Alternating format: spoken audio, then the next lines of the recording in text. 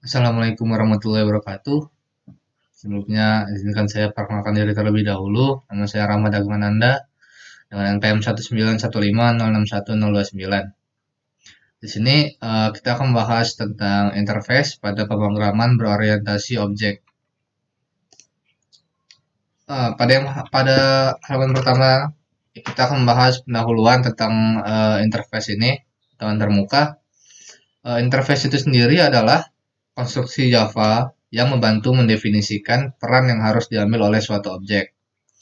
Nah, di sini Anda dapat membuat antarmuka menggunakan kata kunci antarmuka alih-alih atau kata kunci kelas. Nah, antarmuka terlihat seperti kelas dengan metode abstrak, tetapi kita tidak dapat membuat turunannya. Lalu antarmuka itu juga tidak memiliki metode konstruktor. Dan implementasi oleh kelas menggunakan kata kunci atau diperluas oleh antarmuka. Lalu antarmuka lain mendefinisikan kumpulan metode terkait tanpa menyediakan implementasinya. Dan juga semua metode dalam antarmuka Java adalah abstrak. Untuk selanjutnya, interface itu mengapa menggunakan antarmuka atau interface itu sendiri. Nah, itu sendiri saat mengimplementasikan kelas dari antarmuka, itu kami memaksanya untuk mengimplementasikan semua abstrak dari semua metode abstrak lainnya. Nah, maksudnya itu antarmuka maksa pemisahan apa yang dapat dilakukan kelas hingga bagaimana sebenarnya melakukannya. Lalu yang kedua, seorang programmer dapat membuat bagaimana sesuatu dilakukan pada titik manapun tanpa mengubah fungsi kelas tersebut.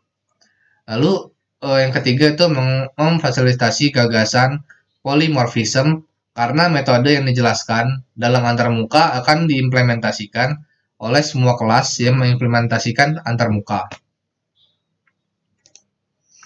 Lalu apa yang dilakukan oleh antarmuka itu sendiri?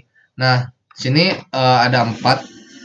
Yang pertama, dapat mendeklarasikan konstanta public, lalu mendefinisikan metode tanpa implementasi, lalu dapat merujuk ke konstanta dan metode yang ditentukan.